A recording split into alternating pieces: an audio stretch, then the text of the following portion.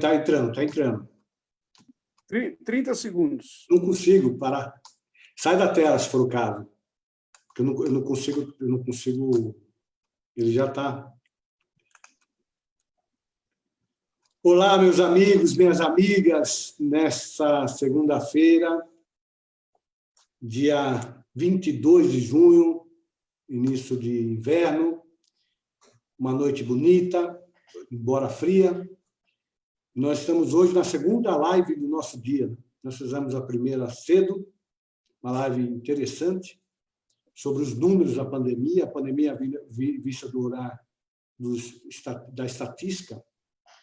E agora uma segunda live, que era para ter acontecido semana passada, infelizmente não conseguimos, por conta de um problema meu na minha internet. E hoje, essa live especialíssima, com a presença de dois grandes amigos, o cientista político José Álvaro Moisés, o professor historiador Marco Antônio Villa, que está entrando. Hoje é ele que está com dificuldade de entrar. Estava reiniciando o micro para poder estar conosco. Daqui a pouquinho vai estar conosco, vai entrar direto. Mas eu já íamos para não atrasar mais, já vamos começar sem ele, entrando, ele passa a participar. Eu queria já agradecer ao querido amigo José Álvaro Moisés, por ter aceito o convite para estar conosco, conversando um pouco sobre a história da democracia no Brasil. Boa tarde, ainda boa tarde, 5h30, boa tarde, querido amigo José Álvaro Moisés, obrigado por ter aceito o convite. Boa tarde, Marcos. Eu também que agradeço o convite. É um grande prazer estar nessa live com você. E a hora que eu vi ele entrar também com o Vila, eu acho que faz todo sentido. E o tema que você sugere é extremamente importante. Isso, a ideia é conversarmos um pouco sobre a democracia, mas um pouco olhando para o passado. Encontrar no passado as razões das nossas atuais mazelas. Nós vivemos uma crise, é inegável, uma crise no relacionamento entre poderes, uma crise de valores, uma crise nascida da atual gestão, é verdade, da atual presidência da República, mas é uma evolução. Temos que lembrar de 2013, julho de 2013, quando houve as manifestações de rua, milhões de pessoas saíram nas ruas, talvez a primeira manifestação, ou maior manifestação após as diretas já, acredito que tenham sido as grandes manifestações após as diretas já, e que já mostravam sinais de descontentamento da população, com serviços públicos, com a crise de representatividade, com os poderes, com as ações promovidas pelos três poderes, os três. E hoje vivemos os efeitos disso. E aí que eu queria conversar um pouco com vocês, retroagindo. Talvez a forma mais fácil de nós identificarmos isso seja olhando para as nossas constituições, né? O Brasil que teve 7 constituições, considerando 69 como uma extensão da de 67. Eu queria ouvir um pouquinho, daqui a pouco o Vila entra, mas eu queria ouvir um pouco sobre isso, sobre esse olhar nosso para o passado para tentar identificar as origens das nossas mazelas. Sim. Marcos, uma coisa inicial, eu queria estabelecer uma premissa da qual eu parto para poder discutir a democracia, que é a abordagem da qualidade da democracia. A abordagem da qualidade da democracia se refere, para explicar de maneira muito resumida, se refere a uma hipótese, a uma, digamos assim, teoria segundo a qual não dá para pensar a democracia só isoladamente, ou seus princípios, ou certos aspectos, mecanismos de funcionamento, ou seus resultados. A ideia da qualidade da democracia é que é uma integração dessas 3 dimensões, que se refere a conteúdo, princípios, liberdade, igualdade, procedimentos de modo de funcionamento da democracia, principalmente a participação, a representação e o império da lei, e, em terceiro lugar, os resultados que a democracia produz, não tanto em termos de se é à esquerda ou à direita ou ao centro, mas em termos de como isso, digamos assim, a democracia é responsiva ao que os eleitores esperam. Então, essa é a premissa da qual eu parto. Pensando nessa premissa, uma hipótese para pensar, para aceitar a sua sugestão, a sua provocação da história da democracia, é voltar lá para a observação que faz o Sérgio Buarque de Holanda, na qual uma das observações mais importantes que ele faz, segundo a qual a democracia no Brasil foi sempre um lamentável mal-entendido.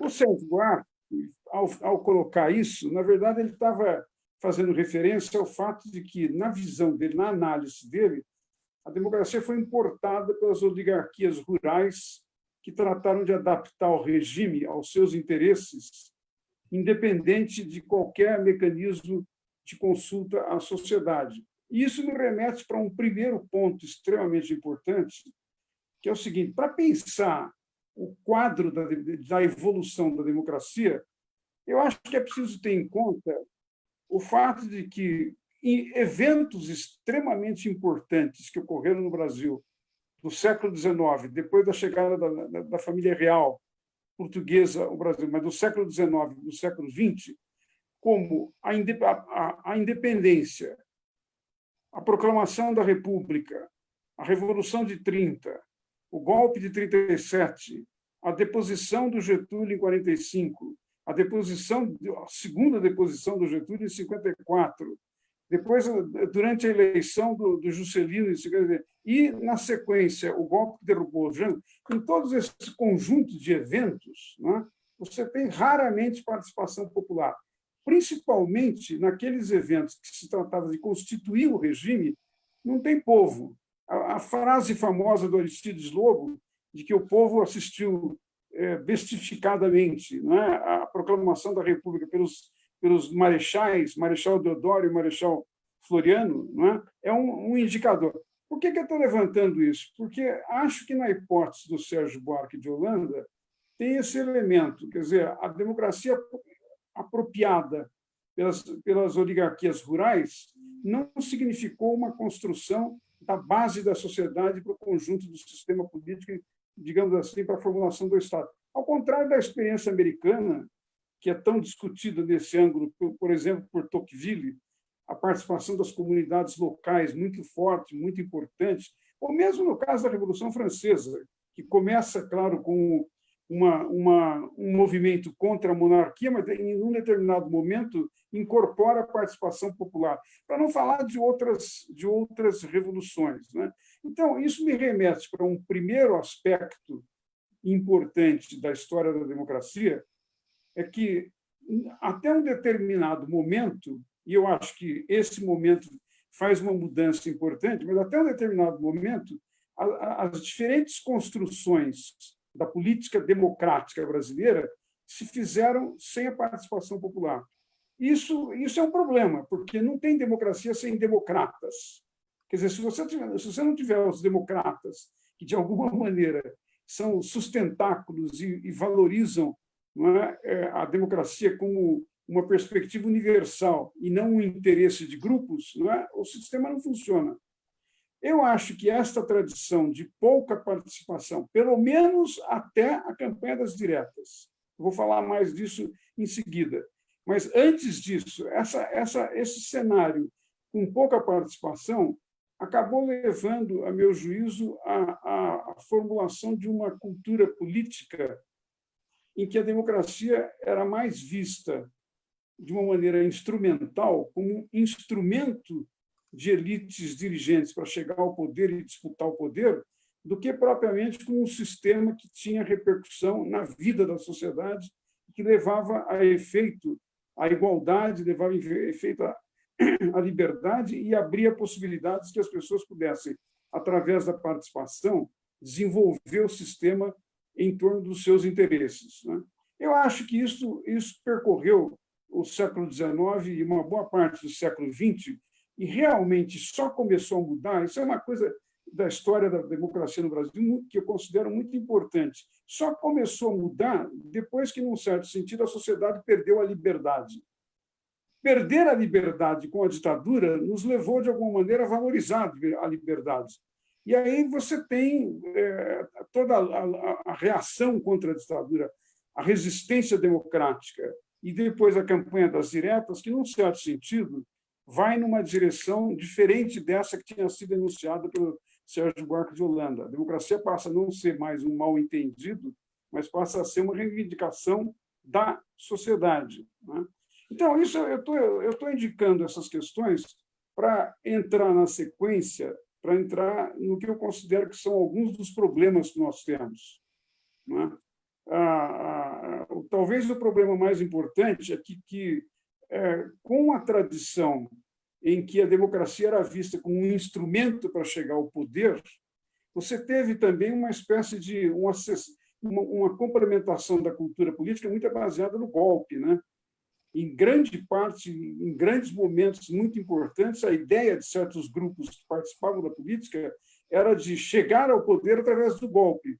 Foi assim em 1937, foi assim na deposição do Getúlio, foi assim na primeira movimentação dos militares que depois tomaram o poder em 64, em 53, 54, para derrubar o Getúlio, que se suicidou. Foi assim depois na derrubada do Jango e foi, de certa forma, também na renúncia do Jânio Quadros. Quer dizer, nós tivemos uma sucessão de eventos do funcionamento da democracia em que o que presidia o movimento mais importante de ação era um movimento golpista, né? Então, isso deixa, digamos assim, um legado negativo sobre a construção da democracia. Acho que começou a haver, depois de meados dos anos 80, com a campanha das diretas e com os 30 anos que nós tivemos uma relativa estabilidade democrática, até 2018, pelo menos, uma relativa estabilidade democrática, começou a haver uma construção num sentido mais positivo. Mas, ainda assim, ficaram alguns problemas. Para não alongar demais a minha primeira intervenção, eu vou apenas indicar os problemas. Depois, a depender da sua reação, eu falarei deles na sequência. Mas eu diria, primeiro problema, nós temos uma representação deficitária.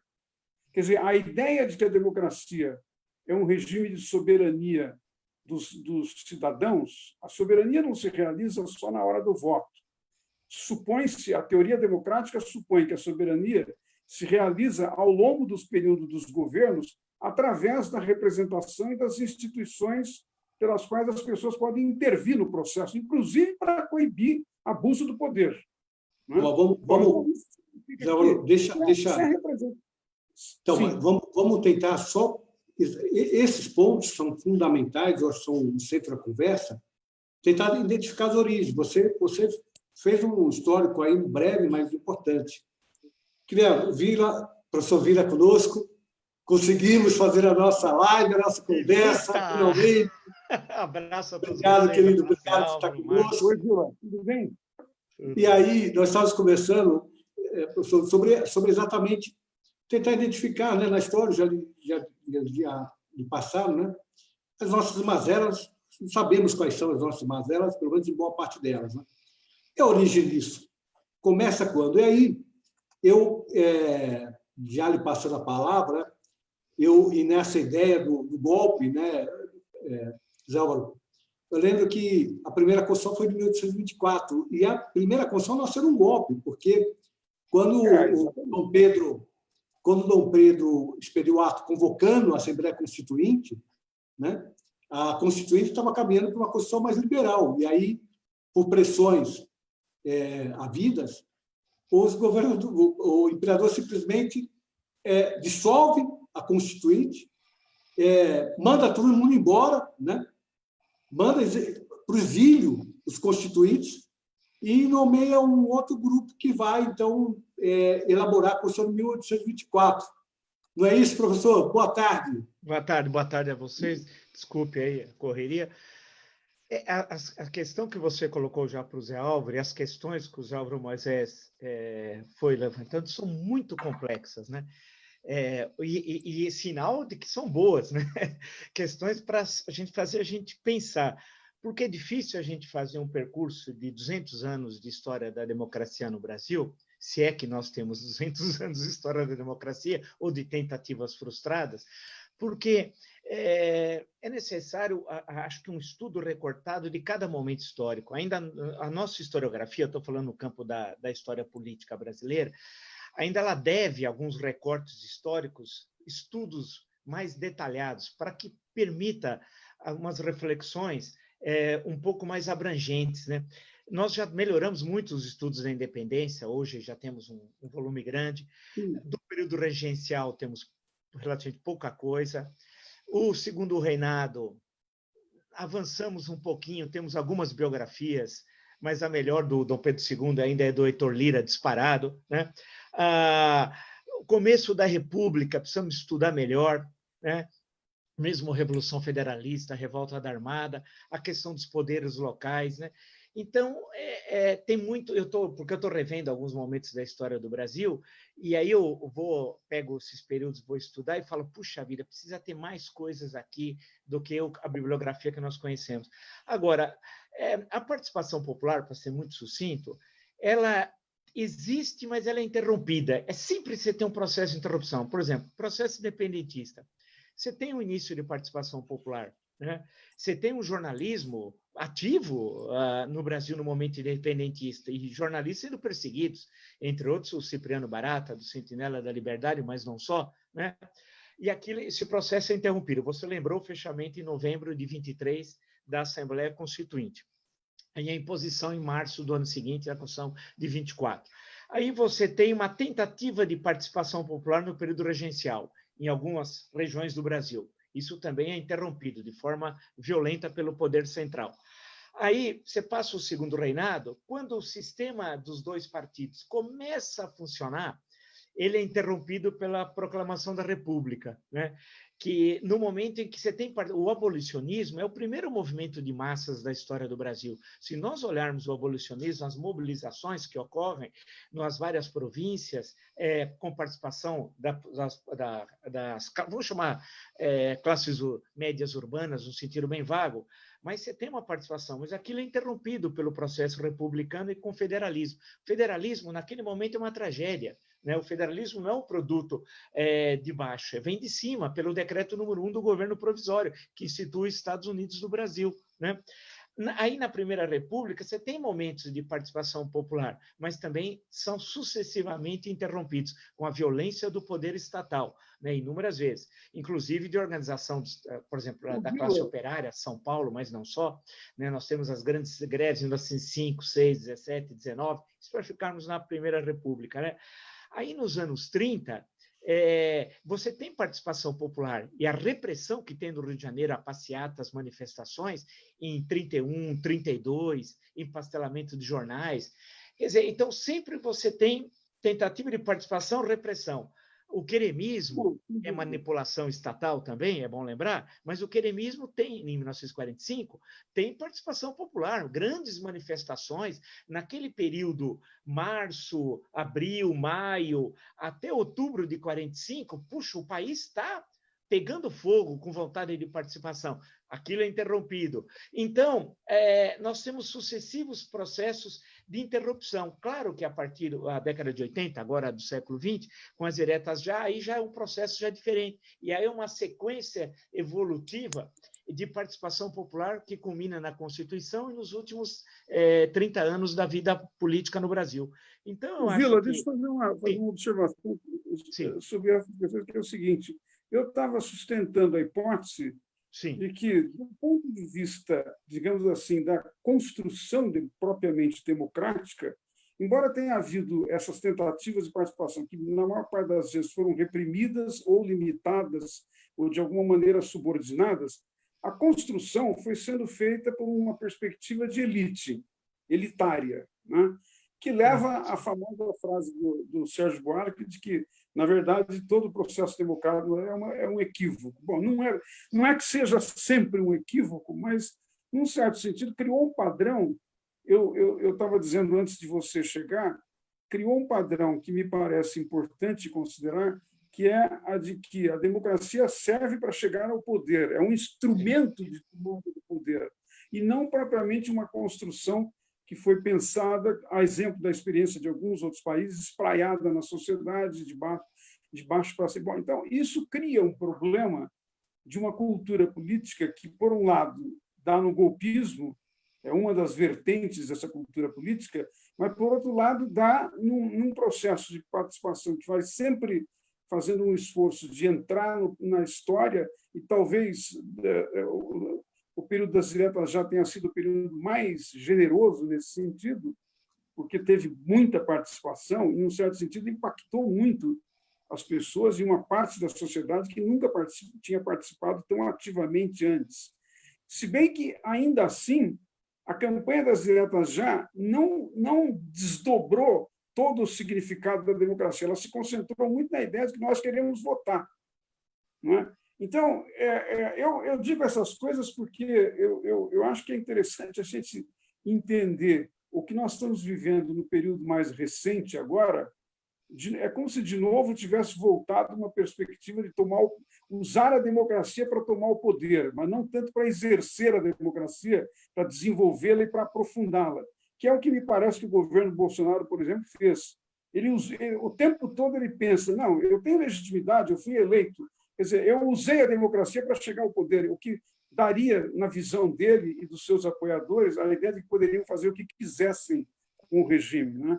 Então, isso, a meu juízo, eu trago para o debate porque acho que é um elemento da cultura política importante que nos ajuda a entender o passado e, de certa forma, o presente.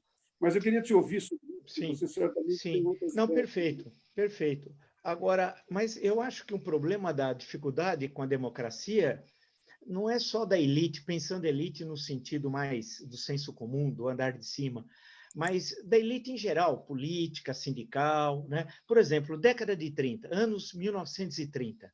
Ninguém queria saber de democracia. Todo mundo queria saber de ditadura. Todo mundo. E o curioso, Exatamente. quando você lê os textos publicados de 30 a 33, 34, todos falam em ditadura no sentido positivo. Os tenentes não queriam as eleições em 33, né? Isso é uma... E queriam ditadura, porque eles achavam que, através da ditadura, eles iam enfrentar o poder local e realizar o que, no pensamento deles, seriam as reformas, né? Então, você tem todo um discurso. Então, você tem o Getúlio falando em ditadura, os tenentes falando em ditadura, o Partido Comunista falando em ditadura.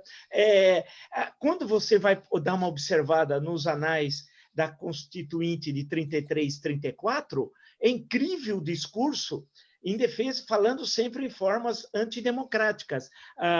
E aí você caminha um pouco, e pessoas que depois são liberais, por exemplo, Afonso Arinos de Melo Franco é uma pessoa fantástica na história do Brasil. Deputado, senador, jurista, historiador. Pô, nos anos 30, ele escreve textos defendendo ditadura. Isso, a origem era o movimento da Europa, né? Sim, inclusive, contaminou a própria Constituição de 34, né? De 34, até a questão de deputados classistas. É bom lembrar que nós tínhamos 20, supostamente, representando trabalhadores e 20 de empresários. Representação classista na Constituinte, né? De 33, 34, que, por sinal, foi a única Constituinte exclusiva. É importante lembrar que ela tem essa coisa estranha, mas tem uma outra coisa corretíssima. É a única Constituinte exclusiva, que depois teve eleições, né? Que é uma coisa importante da gente lembrar. Mas o que chama atenção é a dificuldade que todos os atores políticos têm no Brasil de conviver com a democracia. Né? Porque a democracia é a convivência, evidentemente, estou falando uma obviedade de contrários. Né? E você tem de reconhecer no outro um participante da cena, e você reconhece o outro como um ator político, mas no Brasil o difícil é o reconhecimento do outro, porque é sempre uma desqualificação e, no limite, uma eliminação do outro.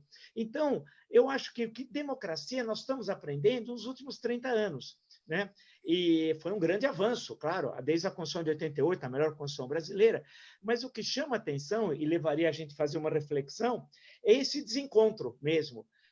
Democracia, sociedade civil, essa dificuldade no Brasil da democracia se consolidar. Agora, nós tivemos bons momentos. 45 a 64, nós estamos caminhando bem, eu acho. Até os partidos estavam se consolidando, a UDN era UDN, todo mundo sabia o que pensava UDN, PSD era PSD, PTB era PTB, a democracia cristã em São Paulo, onde era muito forte, tinha um pensamento social, sabia o que era o Partido Libertador, pequenininho, mas sabia que era um partido parlamentarista.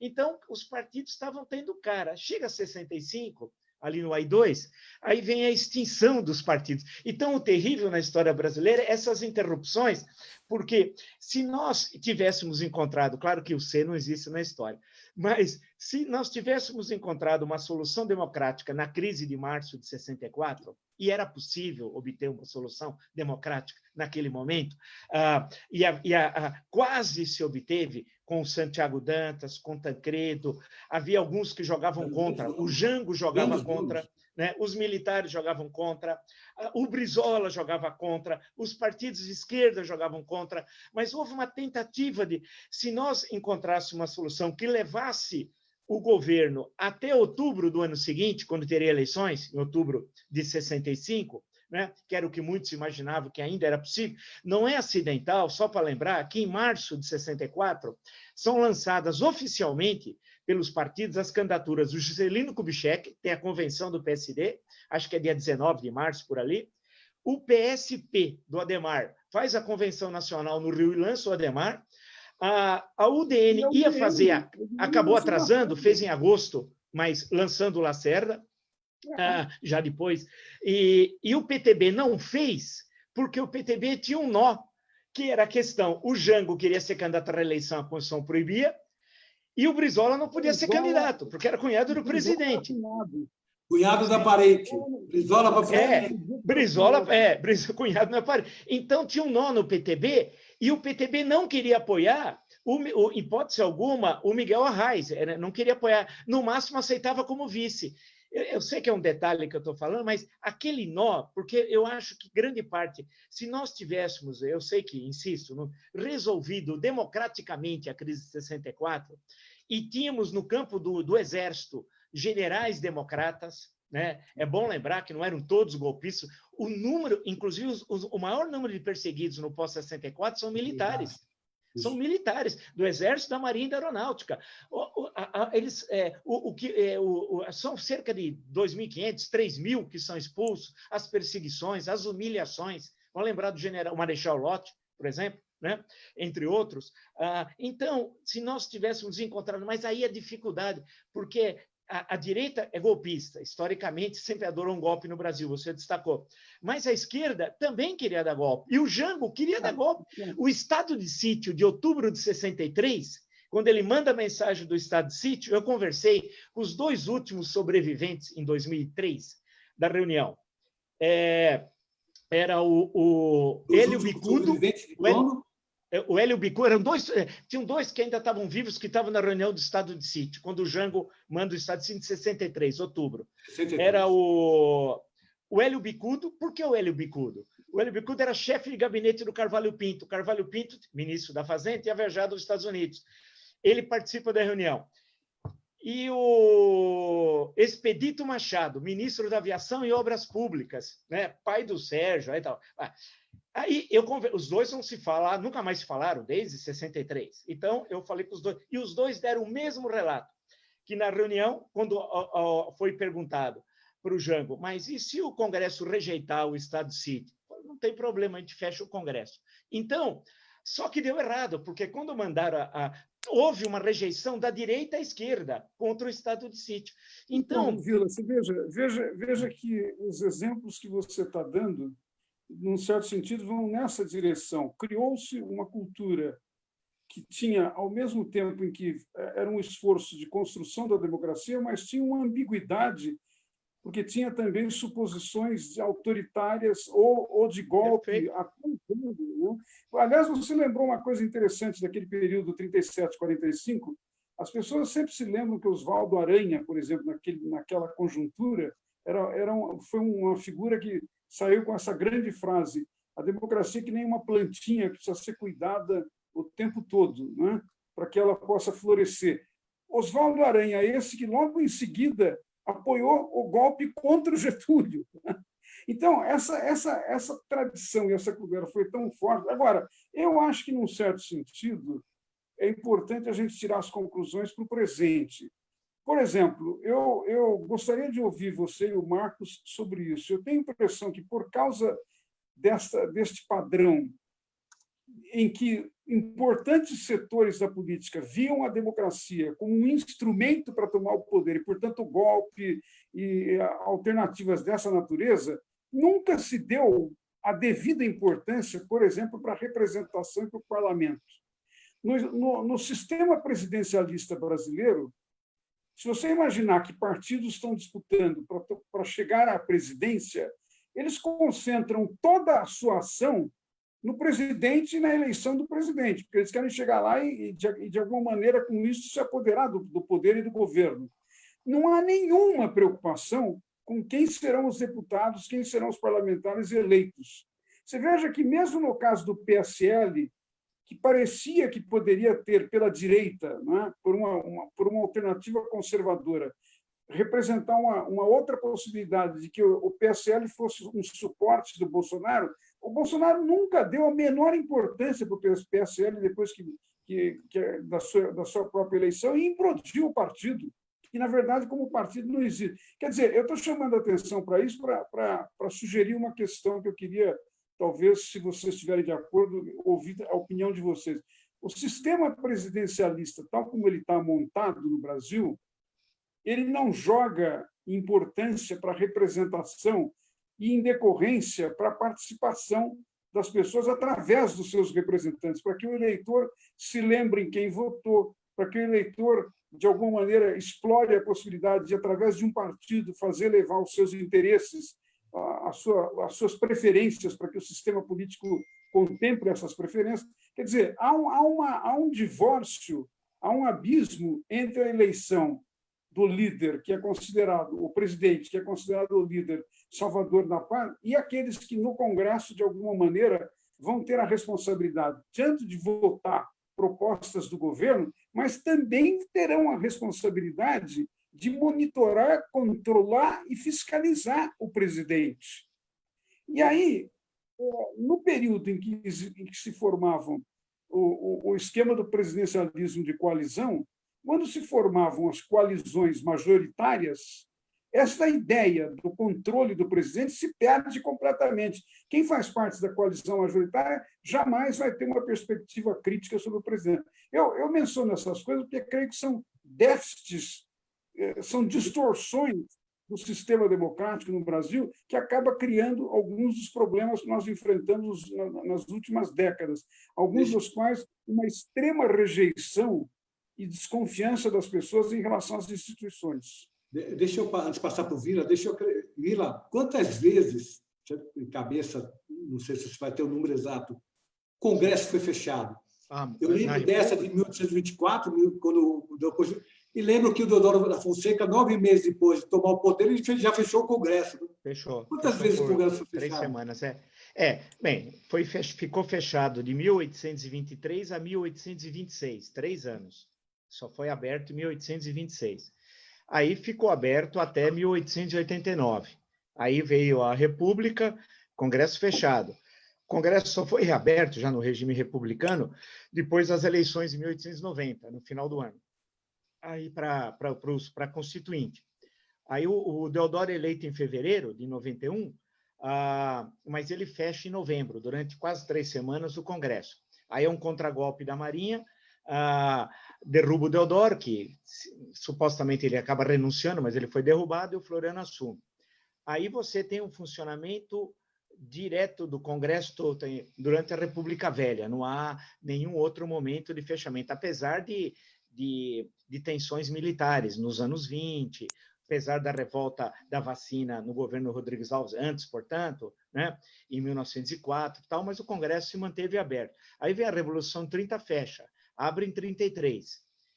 Ele funciona, na verdade, até 35, porque com a intentona, ou a rebelião aliancista, como queiram chamar a intentona comunista, o Congresso, na prática, deixa de existir. Inclusive, o Congresso vota a prisão de parlamentares, que é um negócio inacreditável em 1935. E muitos parlamentares são presos entre 1935 e 1937. Aí fecha mesmo em 1937. Reabre em 1945, que na verdade é em 1946, né? Com a eleição em 1945, reabre em 1946. Aí funciona ininterruptamente até 64. Aí tem as cassações, mas ele não é fechado. Aí ele é fechado em 66, né? Porque é a questão das cassações. Quando Adalto Lúcio Cardoso não aceita as cassações, é uma série de incidentes, é fechado. Aí, um longo fechamento em 68, de dezembro de 68 a outubro de 69, né? Foi um longo período fechado. E só reabriu para formalizar a eleição do Médici. Aí depois voltou a funcionar no ano seguinte. Aí teve o fechamento do pacote de abril, 77 também. O fechamento do pacote de abril. E o que eu estou me lembrando agora de cabeça são esses. Pode ser que tenha mais algum. Agora, o que chama atenção é isso. Acho que, de um lado, tem isso que o Zé Álvaro lembrou, que no Brasil, o eleitor não gosta do legislativo. A impressão que dá... Ele é o último que ele escolhe, é o vereador, o deputado estadual, o deputado federal. O senador, ele pensa em alguma coisa. Mas é assim, no dia da eleição, ele liga para o amigo em quem eu vou votar para vereador na eleição municipal, porque ele não sabe. A outra, 2 anos, em quem eu vou lançar para deputado. Então, essa é uma questão. Há uma cultura que despreza o legislativo. Agora, é difícil tentar... eu acho que uma das saídas da nossa crise, lá na frente, não agora, é o sistema português. Nós temos algo semelhante aqui no Brasil, um semipresidencialismo, mas com o presidente eleito diretamente. Isso é fundamental. Agora, que é o sistema português, que faz isso desde o final dos anos 70, com o Ramalhianes, que foi o primeiro eleito, e funciona muito bem. Agora, me parece que essa questão da representação dos partidos, é difícil dizer, eu estou pensando alto, que seja um fenômeno latino-americano, porque até o ano 2000, no México, todo mundo sabia o que o PRI pensava e o que o presidente pensava. Claro que aí tem de se lembrar que havia o dedaço, a indicação do sucessor do presidente, tudo aquilo, mas o partido estava muito ligado ao presidente, né? Partido criado no final dos anos 20, 1929, né? Na Argentina, o peronismo se manteve. Para nós, aqui no Brasil, que tivemos populismo, o varguismo não se manteve. Por que o peronismo se manteve? São boas perguntas. O peronismo se mantém desde 1943, né? Desde o golpe dos oficiais unidos, né? Você já tem um nascimento, que em 1945, e nós estamos em 2020 e se fala em peronismo. Aqui no Brasil, falar em Vargas, as pessoas falam, é a fundação, é a avenida, é não sei o quê. As pessoas não sabem quem é o Vargas como ator político. E nós somos tão estranhos no nosso país que o presidente mais social-democrata do Brasil foi um ditador, o Getúlio Vargas. Por incrível que pareça, é inacreditável. E eu estava estudando esses dias aí, os anos 30, eu fico horrorizado com o Tribunal de Segurança Nacional, o que os advogados passavam, 4.000 condenados, tortura, o Filinto Miller. Eu fico lendo aquilo, eu fico horrorizado. E o Getúlio assistindo tudo aquilo. Mas olha o absurdo desse país. Foi eleito por São Paulo. E foi eleito depois por São Paulo, para senador. Sim, e é bom lembrar que foi senador por 2 estados, Rio Grande do Sul, São Paulo, e deputado por 7, porque na época não tinha domicílio. O domicílio é criado por causa do Marechal Lott, em 1965, para ele não ser candidato ao governo da Guanabara, e ele estava morando em Teresópolis. E a Guanabara era só Rio de Janeiro, na época, só lembrar o mais novo, né? E aí inventaram o domicílio, né? Mas só para concluir essa questão, então, eu fico pensando o seguinte, em termos de avanços, né? Tudo controlado pelo Estado, é verdade, sindicato, tudo isso que a gente sabe, né? Mas, porém, em termos do que, quando você olha o antes e olha o depois, né? Você fala assim, dá para entender o culto da figura do Getúlio, né? Dá para entender, né? Para aquela geração, não para as novas gerações que acabaram se perdendo, né? Então, eu acho que o Brasil é difícil de ser compreendido. Nós estamos no extremo ocidente, muito longe da civilização. O nosso presidencialismo não deu certo, não deu certo. O parlamentarismo teve vida muito curta e estava indo bem. É bom lembrar que o parlamentarismo do Tancredo Neves, primeiro-ministro, não estava indo mal. É um governo da União Nacional, estava indo bem, e o gabinete foi dissolvido porque o Congresso obrigou que, para ser candidato em outubro de 62, você precisava se desincompatibilizar dos cargos. E todos os membros do ministério queriam ser candidatos. E o Tancredo não tinha mandato. É bom lembrar que ele não tinha mandato parlamentar naquele momento, né? E queria ser. Então, perdeu-se aquela oportunidade de que em outros países parlamentaristas o sujeito é candidato, está no gabinete, é candidato a deputado e mantém-se no gabinete. Você não precisa sair do gabinete. Vamos ver a experiência dos países parlamentaristas. Você não autodissolve o gabinete para ser candidato outra vez. Mas é um absurdo, mas em 62, aí é aquele desejo de poder, falar, pô, mas ele vai concorrer comigo, eu posso perder, etc. Tal.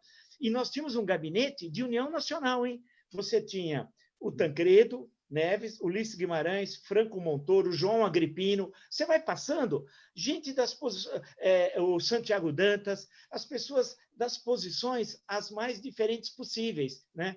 Então, a gente teve momentos que parece que ia dar certo, mas eu não sei, eu acho que deve ter algum sapo enterrado na Praça dos Três Poderes, viu?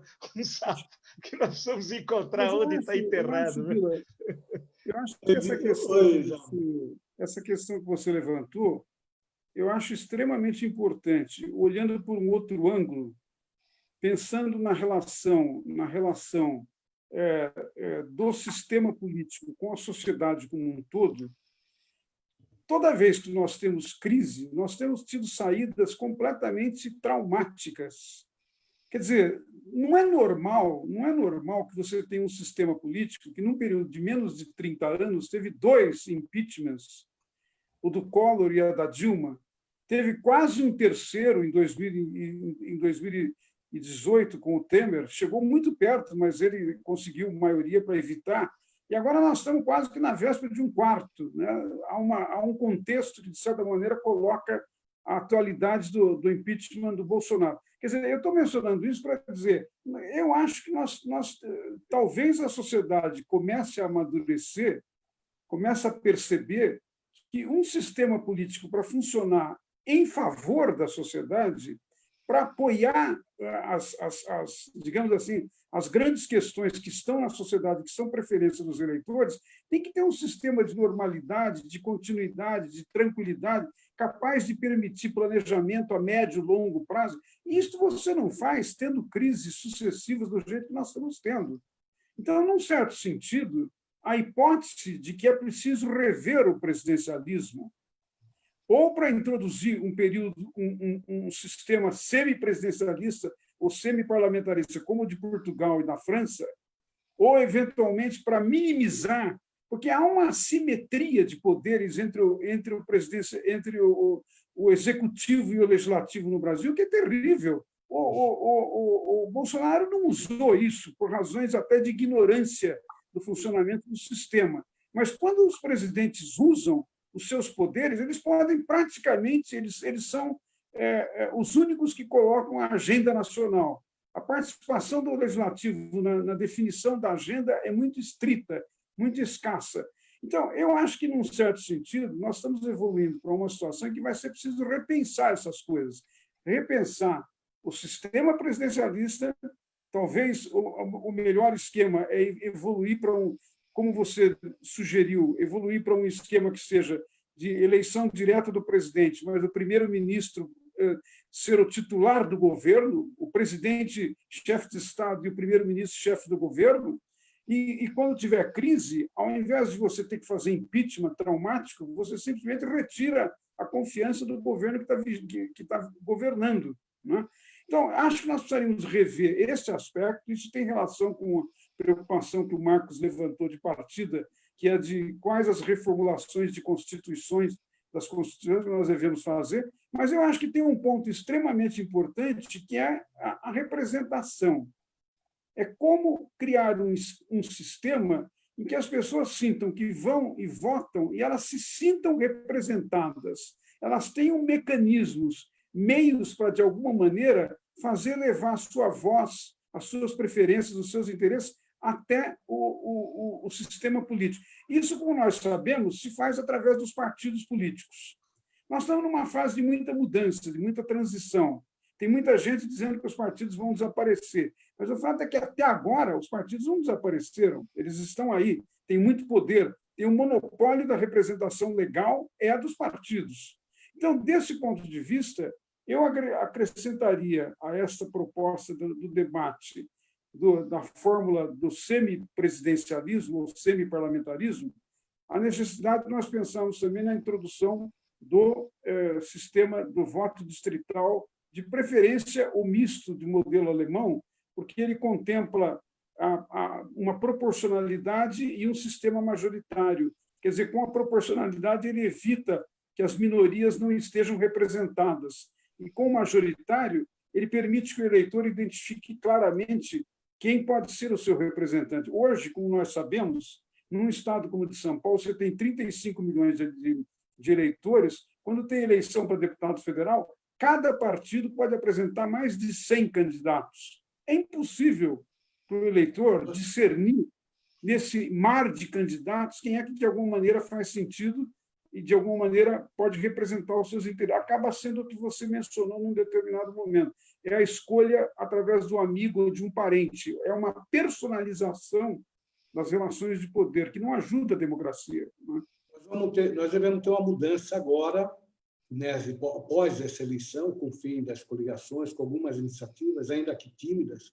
A reforma poderia ser bem mais ampla, que como se exigia, mas nós devemos ter uma mudança nesse quadro pós-eleições municipais. Há uma expectativa de, por exemplo, cair o número de partidos políticos para um terço do número atual. Essa questão da reforma política, ela precede um pensamento do regime político que adotarmos. Nós precisamos olhar os nossos defeitos agora. E eu digo sempre e repito, como um exemplo dessa questão do relacionamento espúrio entre legislativo e executivo.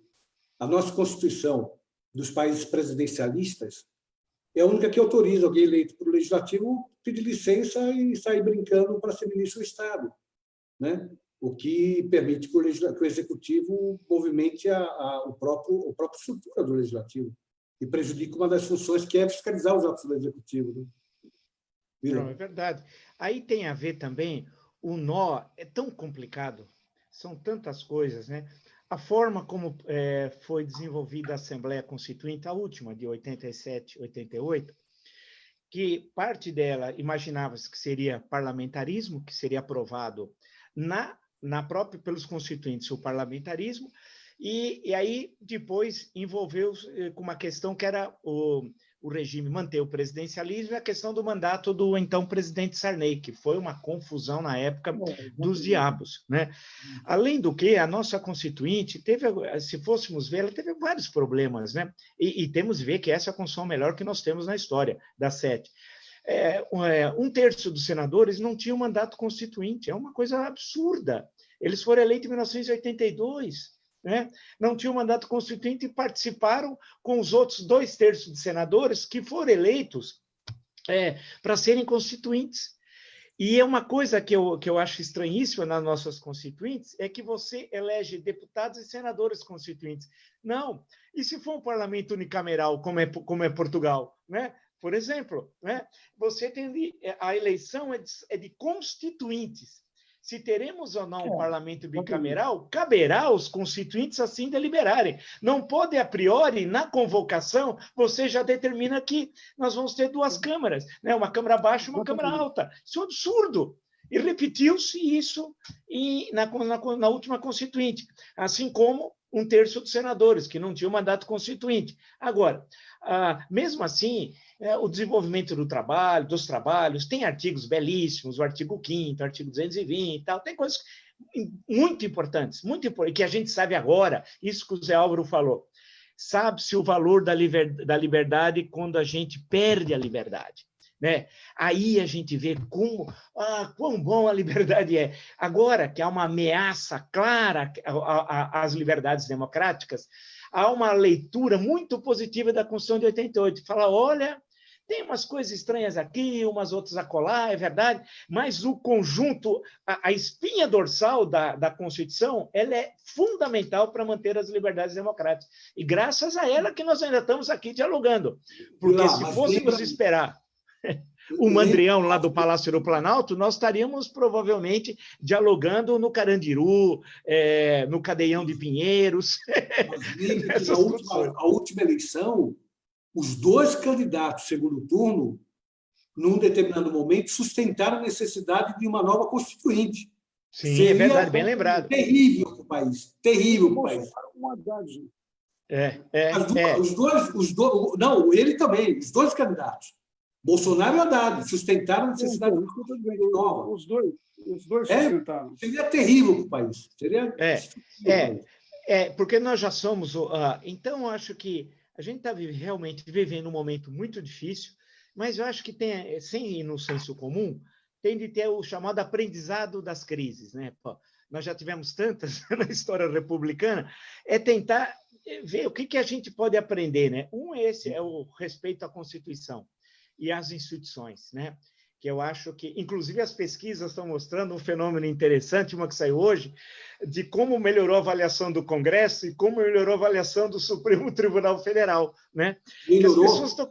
As pessoas estão começando a ver, olha, eu acho que eu estava sendo injusto, assim, assado, tal. Ver a importância das instituições, a importância da Constituição, a importância da democracia. E como não podemos repetir o que o Zé Álvaro disse, nós, em 30 anos, tivemos um período de relativa estabilidade, mas depois de crise, 1992, 2015, 2016 e agora, né? E não é possível. No parlamentarismo, se resolveria isso com voto de desconfiança. Na Itália resolveu agora, há pouco tempo atrás, em um dia saiu a Liga, né? E entrou o Partido Democrata lá, e pronto. O Partido Democrático entrou, se refez a coligação com os 5 estrelas e a vida seguiu. Para nós resolvermos um problema no presidencialismo é um tormento. Esse horror. Então, nós temos de entender... Cria uma polarização, uma insegurança na sociedade inteira. Fica todo mundo absolutamente numa expectativa extremamente negativa, que não é positiva. Veja que você mencionou uma coisa muito importante, eu acho, o Vila, melhorou a avaliação do Congresso Nacional, também do Supremo, mas em particular do Congresso. Eu vi essas pesquisas. Veja bem, melhorou quando? Quando o Congresso, num certo sentido, liberto do presidencialismo de coalizão, sim. Porque o Bolsonaro não quis fazer a coalizão tradicional, e o Congresso passou a ter um protagonismo e assumiu algumas bandeiras, algumas agendas, que são agendas da sociedade. Eu queria lembrar só uma iniciativa do Rodrigo Maia, que eu acho que foi muito significativa nesse sentido, no meio de todo o caos e de toda a confusão, antes de começar a pandemia, mas continuou depois da pandemia, que foi, ele criou uma comissão com a deputada Tabata Amaral, que passou a coordenar a comissão, que era em torno das questões que o Rodrigo Maia dizia: nós temos que fazer a previdência, mas temos que olhar para o lado social. E o lado social corresponde a uma agenda que tem muitos projetos do Congresso que não estavam sendo processados, não estavam tramitando devidamente para chegar ao seu final. Então, eu menciono isso para insistir nessa ideia. Eu acho que nós precisamos retomar o papel do legislativo, e se nós quisermos que os partidos se transformem em atores mais responsáveis perante a sociedade, é preciso dar mais poder a eles. Uma das razões pelas quais... saberem exercer o poder que eles têm, né? Eu acho que eles têm o poder, não sabem exercer. Agora, na mesma semana, vai ter a votação de uma lei, do marco do saneamento básico, do marco legal do saneamento básico, que é 100 milhões de brasileiros vivem sem esgoto. Sim. Quer dizer, essa conjuntura que valorizou, nesse contexto, o parlamento, nós precisamos tirar as lições dela. E uma das lições é que você não pode ter um executivo que tem tanta predomínio nas decisões. Por exemplo, eu sou inteiramente partidário à experiência norte-americana, em que o orçamento do país, o orçamento da República, ele não é feito... O único ente, o único ator capaz de propor é só o executivo no Brasil. Eu acho que nós precisamos caminhar para a situação em que o parlamento, a representação da sociedade, de alguma maneira, tem que ter mais voz ativa, que não é apenas de votar, aprovar ou não. Deve ser também de propor, de formular perspectivas... A própria consolidação orçamentária, que hoje é feita pelo Executivo, poderia muito bem ser feita pelo Legislativo. O Legislativo receber as propostas do Executivo e do Judiciário e consolidar nele. E hoje quem consolida e quem faz os cortes é o Executivo. Né? Não, é verdade. É verdade. Eu acho que a gente tem de aprender. Nós estamos, eu acho, sem exagero, nós estamos vivendo a crise mais grave do Brasil republicano. Ela é uma crise mais grave no tempo e na profundidade. No tempo, porque não é agora só 2020, essa crise já vem de algum tempo. E ela é mais profunda porque ela atinge os três poderes. E juntou, e para a crise ficar maior ainda, foi agregado a esse caldeirão de turbulências a crise sanitária, a mais grave do último século, né, dos últimos 100 anos, a crise econômica, nós teremos a recessão mais grave da história do Brasil republicano, além dos problemas que nós já tínhamos, que eram gravíssimos tal. A questão toda é como nós vamos sair daí, porque nós vamos sair mais pobres, muito mais pobres. A desigualdade vai se aprofundar no país, vai cair a renda per capita violentamente, nós temos e socialmente, como é que nós vamos responder a isso? Se nós vamos sair piores, ampliando a desigualdade, caindo a renda per capita, vai aumentar o número de pobres, a pobreza vai aumentar. Como é que nós vamos sair dessa? Porque vai ter, portanto, uma turbulência social enorme aqui, e mais o que... O risco de conflito é enorme. A imagem do país arranhada, Externamente, ninguém quer saber do Brasil, um país estado pária, né? Na comunidade internacional, a fuga de capitais, os números diários... Medo de credibilidade, falta de confiança nos números. Isso, não há, sem estabilidade política, não entra capitais em nenhum país, né? Mesmo um país com potencialidades como o nosso. Então, o desafio é como nós vamos sair dessa. Sair no campo da democracia, das liberdades, discutindo e conseguindo sair dessa situação. É provável que na primeira década, agora que essa termina agora, a 31 de dezembro, né? Na próxima década, os primeiros 5 anos devem estar perdidos, né? Então, quando a gente olha os indicadores e conversa, faz algumas avaliações, conversa com economistas, dá uma lida nos relatórios, é desesperador o quadro. E aí vai ser o grande desafio da democracia. Como ela vai responder a essa terrível situação econômico-social? E aí vem uma questão que é a seguinte, é recorrente, né? O Brasil parece entender aquela máxima da alternância de poder que é necessária para uma democracia como alternância da democracia, né?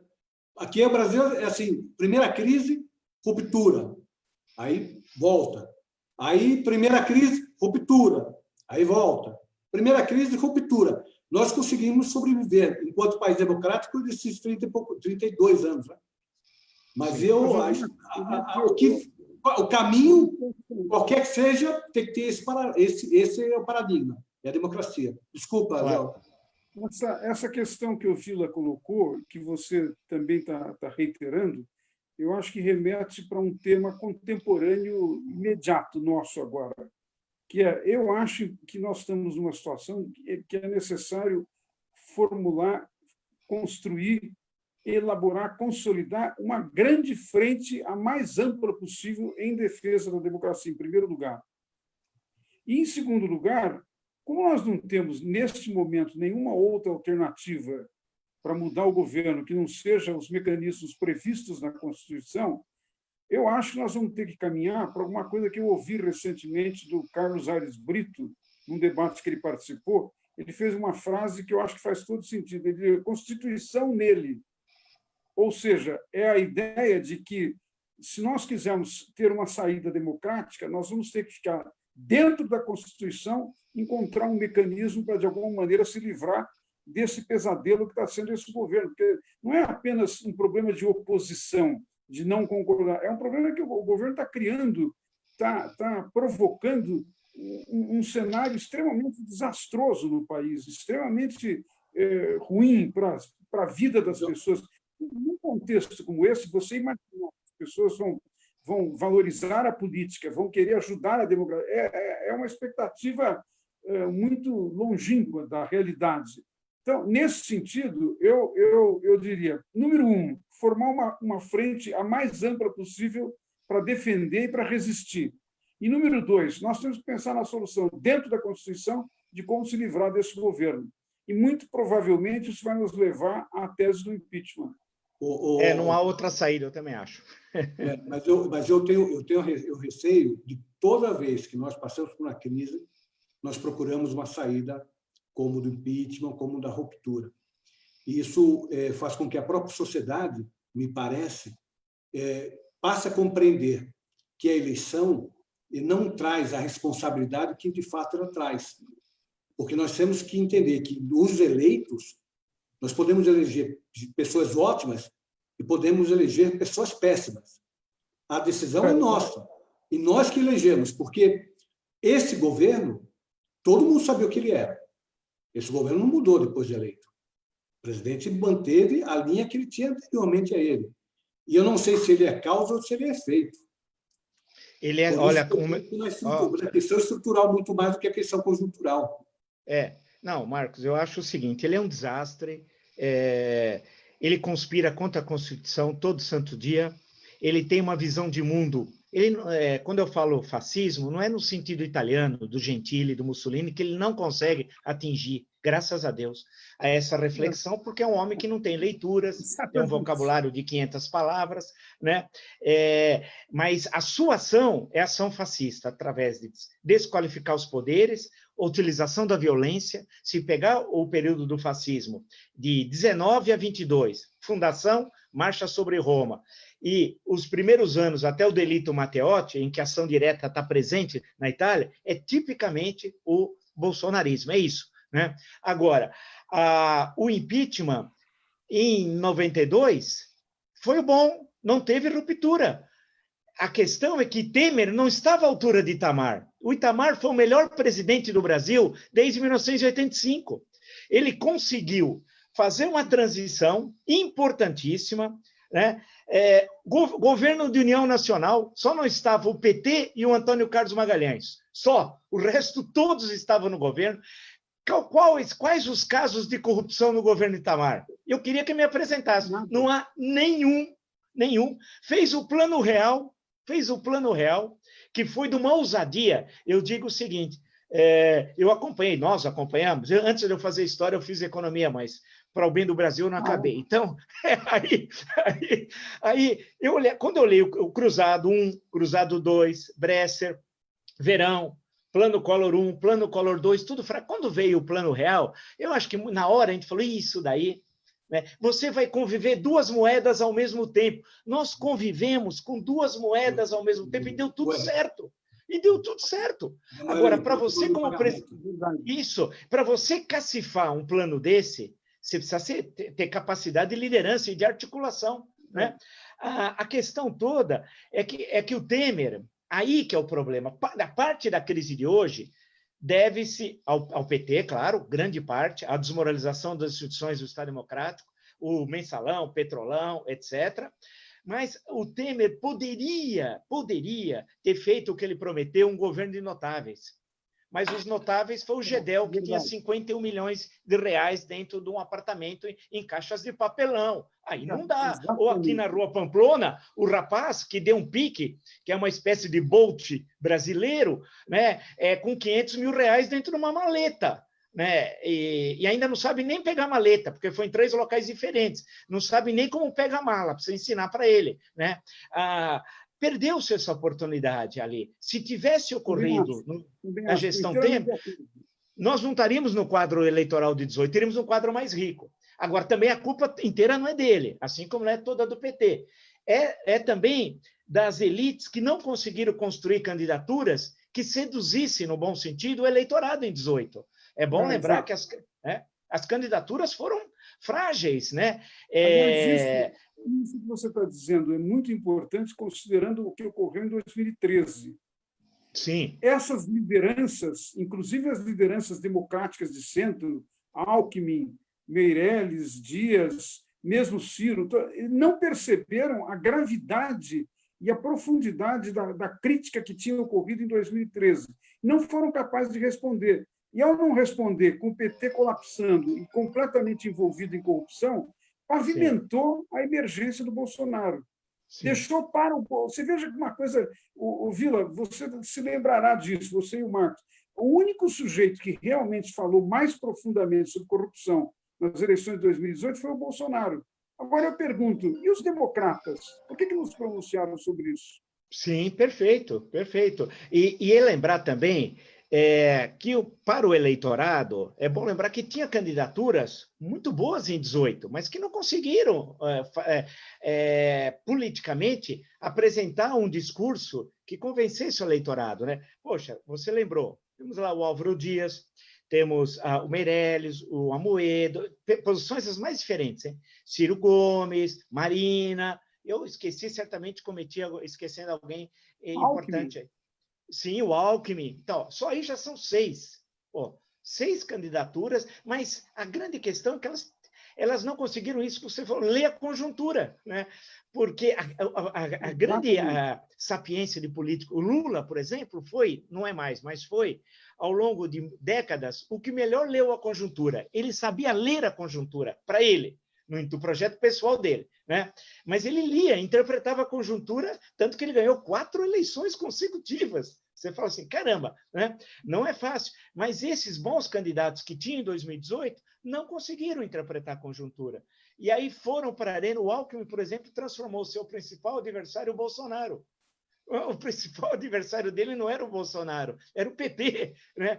E aí, mas a estratégia é eu enfraqueço o Bolsonaro e quem vai votar contra o PT vai votar em mim. Estava tudo errado, né? E era evidente, e tinha um tempo na televisão enorme, um latifúndio. Também não souberam entender as redes sociais, né? A modernidade, tudo isso que você destacou, né? Os jovens, né? A sociedade complexa, o fracasso do governo Temer, né? E tudo isso, quer dizer, é um negócio complicado. Agora nós estamos num nó que a gente precisa achar saída. A dificuldade é aonde está a saída. Eu havia assumido o compromisso com vocês de Sim, ser sim. pontual 1 hora acabado. Já avançamos um pouquinho, o Vila atrasou um pouquinho, eu joguei um pouquinho para frente para a gente aproveitar a presença dele. Mas eu queria, nessa passagem final, nós temos uma eleição municipal agora. No meio de uma pandemia, tudo indica que vai ser postergada a data do primeiro turno para o dia 15 de novembro, tudo indica. Vocês acham que, nesse ambiente contaminado pela pandemia e pelas crises que nós estamos vivendo, política, sim, econômica, enfim, nós temos uma expectativa de ter semeado agora, com a eleição municipal, ter um solo fértil para começar as mudanças da concepção política com aqueles que estarão concorrendo para as eleições municipais, no meio dessa crise que nós estamos vivendo, é uma oportunidade que nós teremos. E eu passo a palavra para os dois, já agradecendo pela participação de ambos. Obrigado. Passa para o Zé Álvaro aí. Começa por ele. Não, tudo bem. Bom, Marcos, olha, eu acho que todo evento político é sempre uma oportunidade de expressão, de comunicação e de apresentação de quem são os protagonistas, né? Então, eu acho que esta eleição, apesar de você ter razão em chamar atenção para todas as dificuldades e os condicionamentos. Em primeiro lugar, a própria pandemia. Quer dizer, realizar uma eleição no contexto da pandemia, quando tem muita gente nos hospitais, pessoas que estão morrendo, as famílias, não é, evidentemente sensibilizadas com a perda de pessoas tão queridas, não é fácil fazer uma escolha eleitoral. Mas eu acho que vai ser um enorme desafio, que as oposições, eu digo as oposições no sentido democrático, aquelas oposições que têm uma perspectiva da democracia, têm que encarar que não é bom postergar essa eleição para o ano que vem, a menos que a pandemia impeça, razões de saúde, de preservação da vida das pessoas impeçam. Mas, se não impedir, eu acho que a oposição precisa tomar muito a sério e apresentar nomes, inclusive nomes novos, que sejam capazes, de alguma maneira, de oferecer uma perspectiva de que nós podemos produzir lideranças novas. E, evidentemente, você chamou atenção para uma coisa importante. Não é? Essas eventuais protagonistas que disputem a eleição vão ter que fazer referência aos problemas que interessam à população. A ideia que se tem é que sempre as eleições municipais são apenas locais. É verdade isso, porque as pessoas moram na cidade. Elas são preocupadas, elas conhecem melhor o prefeito, os vereadores, e elas são mais preocupadas com seus problemas que são mais imediatos. Mas eu acho que, exatamente por causa da pandemia, desta vez, nacionalizou muito, deu uma universalidade para a eleição, que vai exigir que os candidatos e os partidos se pronunciem sobre qual é o papel do Estado nesta conjuntura daqui para frente. O Vila lembrou várias coisas extremamente importantes. A perda do PIB, a perda da renda per capita, a perda de empregos, uma série de circunstâncias que são dramáticas, são situações de sofrimento das pessoas. Não é? Então, desse ponto de vista, a possibilidade da política, de alguma maneira, se recuperar através das eleições, os partidos, as lideranças, é se elas forem capazes de dialogar com este sofrimento da população, com estas questões que levantam temas extremamente importantes, não é? E que alguns dos quais são de natureza mais geral, mas outros têm muita ligação com a vida local, com a vida das cidades, com o que o município pode fazer, com o que o prefeito pode fazer, a tarefa dos vereadores. Eu acho que é nesta direção que lideranças e partidos democráticos deveriam ir, na minha opinião, em relação às eleições de 2020. Como é a última fala também, eu quero agradecer muito ao Marcos pela oportunidade de dialogar com vocês, dialogar com o Vila e estar aqui nesse debate. Acho que é uma boa iniciativa. De alguma maneira, nós quisemos levantar alguns problemas que estão em torno da existência da nossa democracia no Brasil. Obrigado, querido. Eu queria agradecer realmente o convite, Marcos, foi bem gostoso conversar com você, com o Zé Álvaro Moisés, e a gente pensar, né?